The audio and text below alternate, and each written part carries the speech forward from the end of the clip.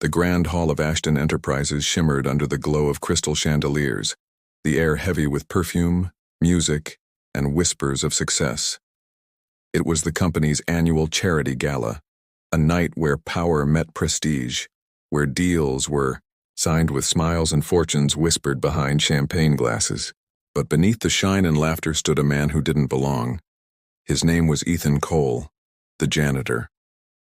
Dressed in a faded uniform and holding a mop like a silent companion, he blended into the background like a shadow among stars.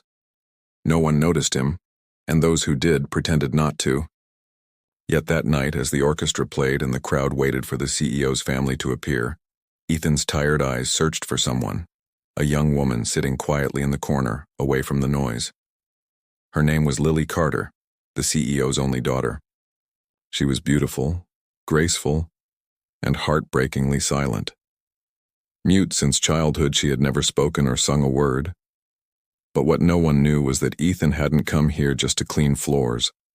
He had come to make her voice heard in a way no one could ever imagine.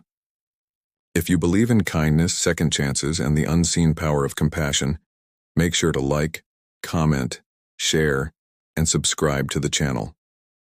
This story might just remind you that miracles often come from the most unexpected hearts. Ethan had been working at Ashton Enterprises for nearly 2 years.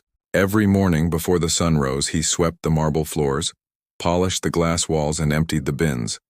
Always quiet, always invisible. But he noticed things others didn't.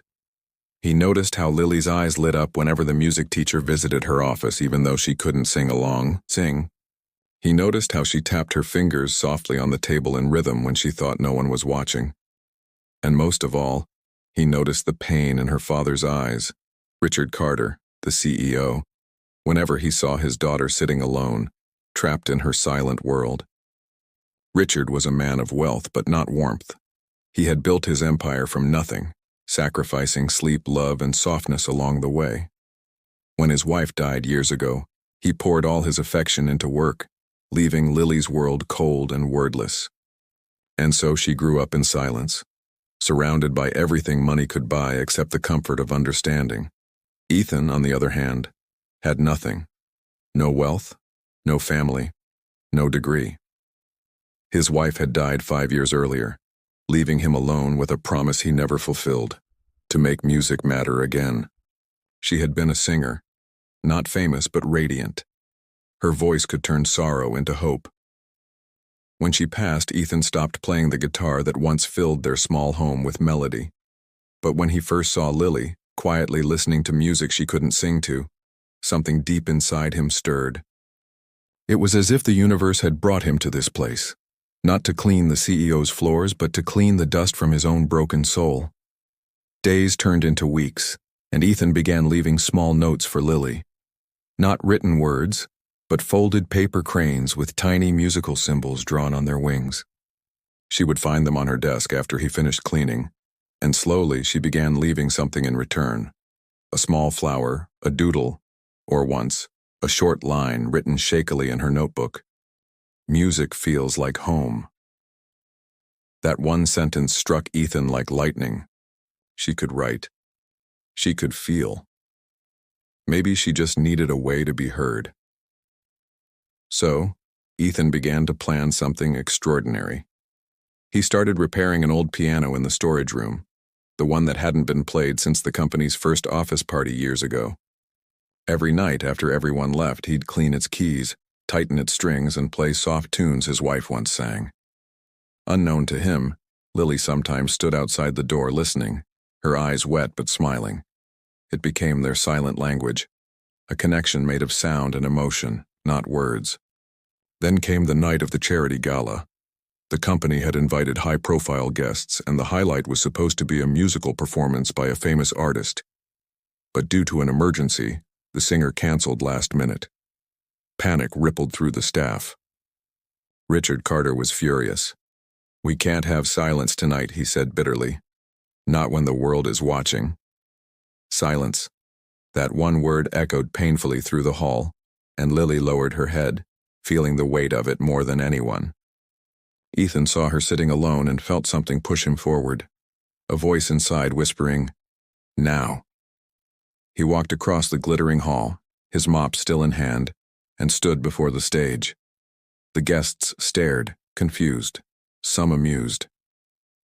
What was a janitor doing there? Richard frowned, ready to order security, but before he could speak, Ethan bowed slightly and pointed toward Lily. The room grew tense. Ethan, the poor janitor, was asking the CEO's mute daughter to sing.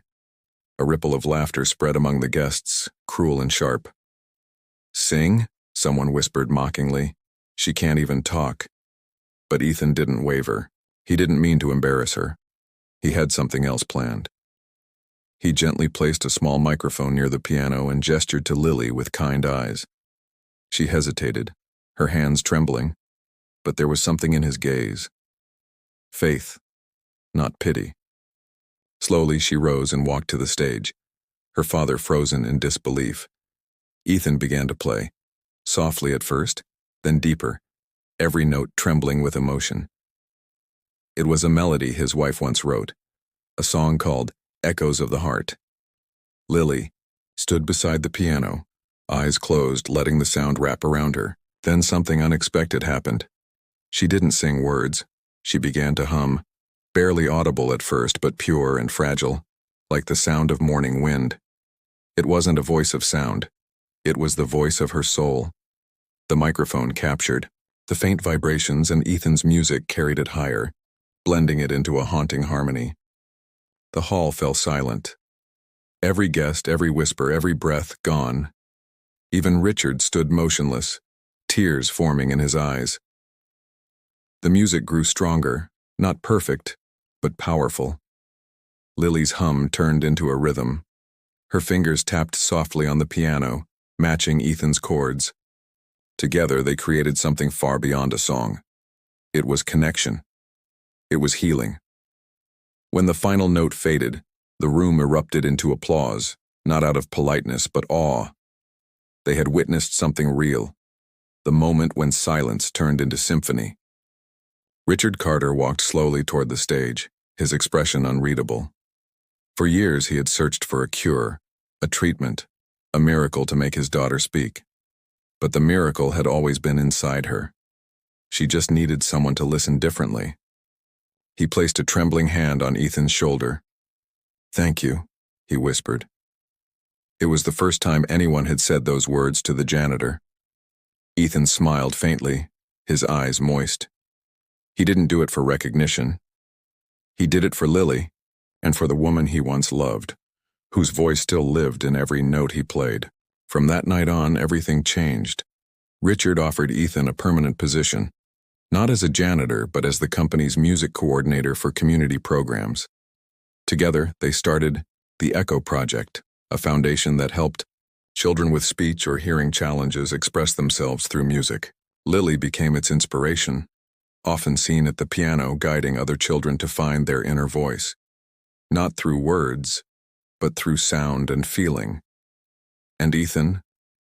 He became the quiet force behind it all, teaching them that sometimes the most powerful voices are the ones the world can't hear. Months later, during the Foundation's first public concert, Lily stood on stage again. This time she wasn't alone. Ethan sat beside her, guitar in hand. As they played, a gentle holographic image appeared behind them, a woman's face, smiling softly. It was Ethan's late wife, part of a tribute video he had prepared. The audience gasped as Lily began to hum the same melody, her tone stronger now, more confident. It was as if she was finishing the song Ethan's wife never got to. And when the final note faded, tears streamed down every face in the hall. Even Richard, the man once hardened by loss, cried openly, not out of sadness but gratitude. After the show, as people lined up to thank them, Ethan quietly stepped aside, watching Lily surrounded by laughter and joy. For the first time, she wasn't the mute daughter. She was the girl who made silence sing.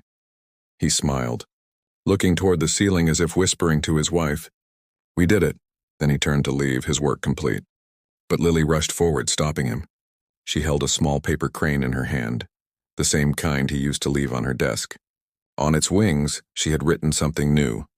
You gave me my voice." Ethan's eyes glistened. He gently placed his hand over hers and whispered, "No, Lily, you always had it. You just needed someone to listen." If this story touched your heart, please take a moment to like, share, and subscribe. Stories like this remind us that kindness, compassion, and music can heal even the deepest wounds. Before you go, comment below, "I believe in silent miracles," because sometimes the quietest hearts make the loudest difference. And as the lights dimmed that evening, Ethan walked into the night with a quiet peace in his heart. The janitor who once swept the floors of a corporation had helped sweep away the dust from a broken world. With nothing more than a melody, a paper crane, and an act of pure kindness that left everyone speechless.